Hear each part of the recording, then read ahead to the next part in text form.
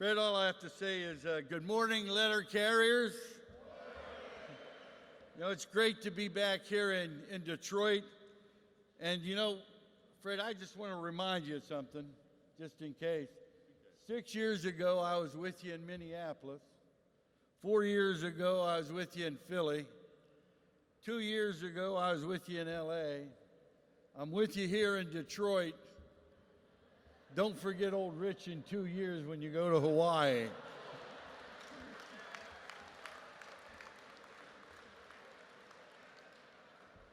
Brother Fred, I want to thank you for that kind introduction, for all the work you do for working people.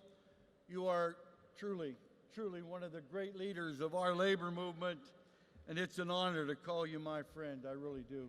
Thank you, brother. And I want to be the first to congratulate you on getting your name on the Wall of Honor here. That was a tremendous honor. And brothers and sisters, I want to start by extending my deepest sympathies to the friends and the family of Peggy Frank, and to all of her brothers and sisters at Branch 2902. Know that the entire labor movement grieves with each of you. You know, Peggy was a mother and a grandmother who for nearly 3 decades committed herself to public service. She did the important work of connecting her community and our nation, one home at a time. And Peggy had more than earned the retirement that she was looking forward to in just a few months. But after being sent out in 117-degree weather, dragging a heavy mail bag and driving a truck without air conditioning, those golden years were taken from her. And she was taken from her family. Peggy defined service. She embodied sacrifice. And she was the very essence of the National Association of Letter Carriers. And I promise you one thing, we're not going to let Peggy die in vain. It's time to fight like hell.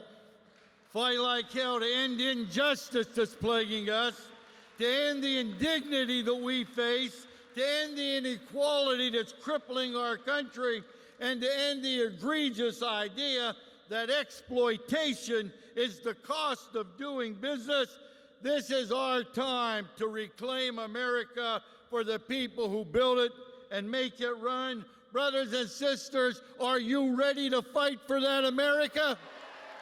Are you ready to fight for that America?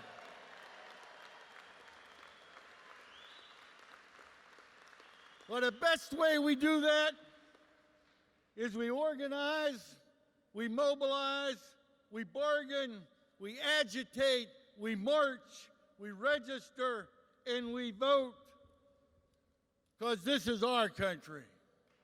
Our country. And it's time that we took it back. Now, I can't think of a better union to carry our banner forward.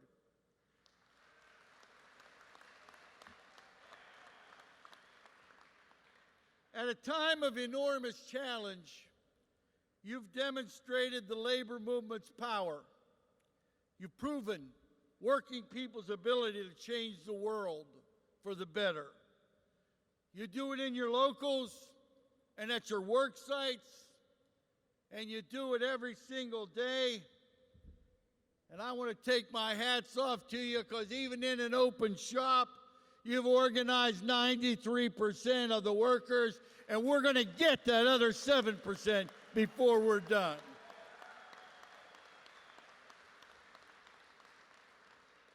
And I tell people, if you want to know how we're going to organize after Janice, ask a letter carrier. They'll tell you how we're going to do it. But you see, your reach isn't limited to your union halls.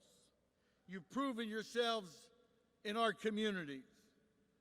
I had the tremendous privilege of stopping by Letter Carriers headquarters in May to help kick off your annual food drive.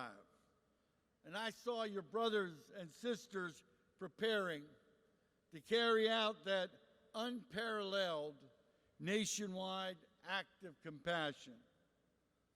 See, you're owed a tremendous, huge debt of gratitude because it's a big job.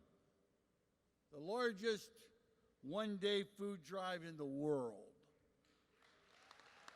Think about that.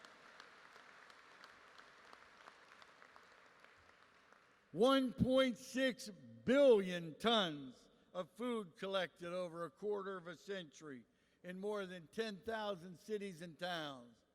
And I want you to think for just a second, all the little kids and all the families that are living just a little bit better because of what you do and the sacrifice you make. On behalf of a grateful nation and a grateful labor movement, let me say thanks to the best of the best. We appreciate you. We need you, and we love you.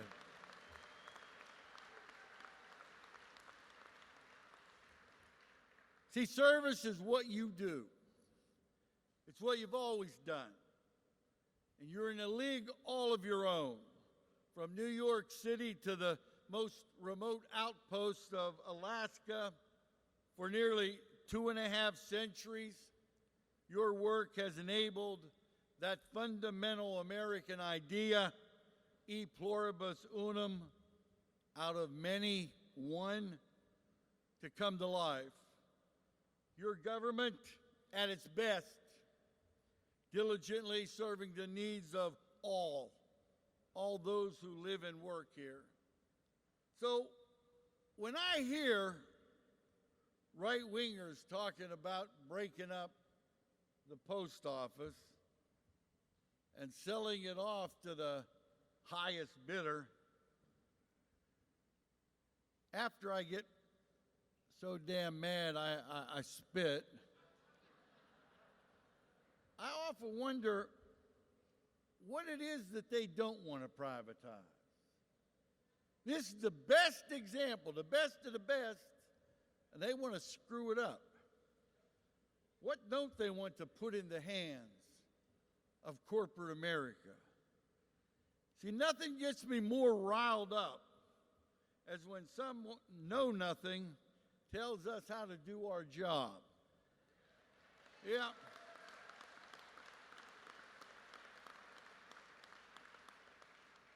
And President Trump isn't the first politician to come after the men and women of the Postal Service, and I'm certain he's not going to be the last.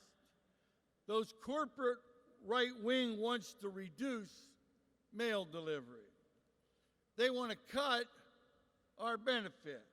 They want to slash your pay, and they want to destroy your union. And they're the ones who imposed that ridiculous, unfair pre-funding requirement on your funds. Well, I got a message for every single one of those corporate hacks that wants to upend our lives and line their pockets. Letter carriers don't just deliver the mail. They also know how to deliver a giant can of whoop ass. And you keep coming after us, and you're going to hear it.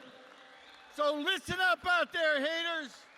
We're going to beat back your attacks. We're going to defend the Postal Service. We're going to defend our unions. We're going to defend our communities and our country and the working people who serve them. And if any corporate thug wants to get at these hardworking people in this room, well, they're going to have to go over 13 million of your brothers and sisters before they get to you.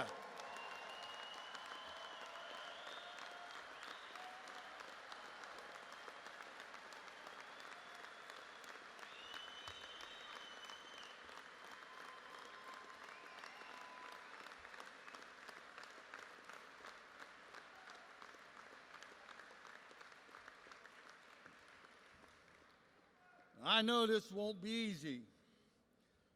The Trump administration is pursuing a broken corporate ideology with a fervor and a recklessness that I've never seen before. And meanwhile, it's failing in most of its fundamental responsibilities, failing to deliver the basic services that a government is supposed to provide. Just think about this. The Postal Service's Board of Governors has 9 members. Anybody know how many vacancies there are? Yep, 9. And without a Board of Governors, the Postal Service is functioning under what's called temporary emergency status. Now, you can't plan, you can't make decisions, you can't make the investments that you need, you can't address any of the challenges facing the agency. And that's no way to run a government. You know something, Fred? I just thought about this.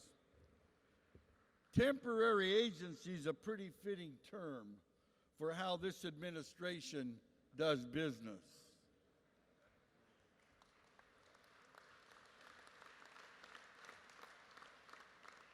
You see, this isn't about partisanship. It's not about politics. It's about doing your job. And brothers and sisters, you know better than anyone that if you want to do the job right, you better do it yourself. And that's why working people are taking the future in our own hands. Brothers and sisters, in this very moment, it's up to us to do the extraordinary. Because the elite political class is throwing everything that they have at us. The nomination of Brett Kavanaugh to the Supreme Court is just the latest example and the latest insult. Oh, feel free. Look, Kavanaugh has routinely ruled against working people. He's a threat to our pocketbooks, our safety, and our very way of life. And that's why we're calling on the Senate to reject his nomination. That's why we're going to mount a major campaign to mobilize Americans to defeat his nomination. But even as the court delivers us blow after blow, and even as the Trump administration tries to privatize the post office and rolls back regulations that are designed to protect us on the job, working people right now are writing a comeback story. You're doing it here. We're doing it all across the country. We've never looked to Washington to validate our movement, and we've never relied on politicians for our strength. Our power lies in the hundreds of thousands of workers carrying a new union card. We organized 262,000 new members last year, 75% of them under the age of 35.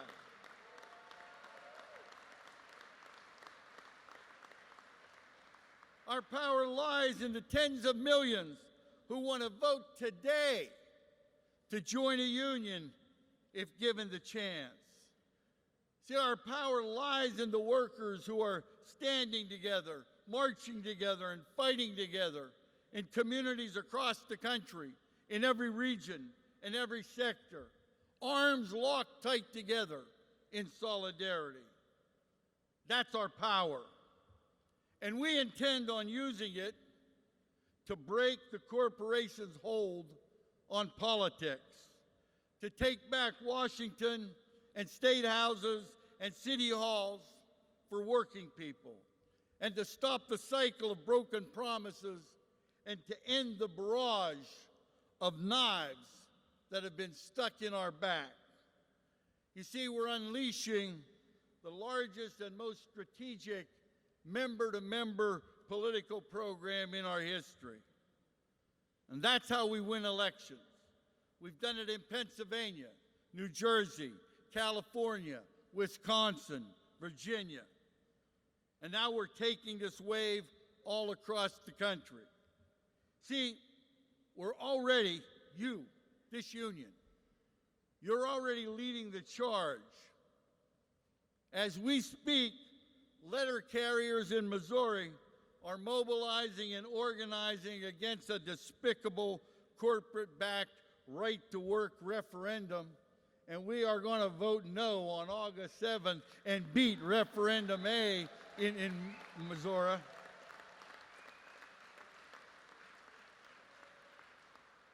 And Fred, I can't say for sure, but I do imagine that your folks out there, the other folks, are having a hard time keeping up with the letter carriers as they do those door knocks. See, we have a chance to take back this country, a chance to make it truly great. So, let me tell you a little story. A number of years ago, my son was about 3 or 4 years old, and I was in the backyard on the phone dealing with the latest union problem that we had. And my son and his buddy were in one of those little motorized Jeeps there, running around, and they heard me talking about the union. And they pull up to me in that little Jeep, and they say, my son says, "Dad, what's a union?" I said, "Get out of the Jeep, son. There's a little hill in my backyard." I said, "Rich, push that Jeep up the hill." And the little guy struggled, and he'd get it a couple of feet, and he'd fall back down. And he said, "I can't do it." And I said, "Chad, now help Richard push the Jeep up the hill." And the two little guys struggled and slipped, and finally they got the Jeep to the top of the hill.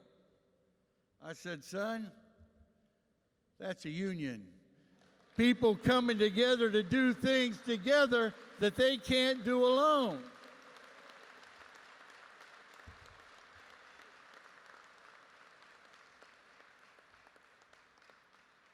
And after all these years, even in the face of all the challenges that we face, I know that we can and we will win a new day for working people. Together, only together, can we get that Jeep over that hill. Only together can we secure what we're constantly told is impossible. Only together can we have a brighter future for our kids. Only together can we take the richest nation on the face of the earth at its most rich point in time and say, you can give everybody health care. You can give everybody a retirement security. You can give everybody a quality wage and a great, great pension. You can do that and give them a great education. We can do that. You see, thinking about my son and now my grandsons,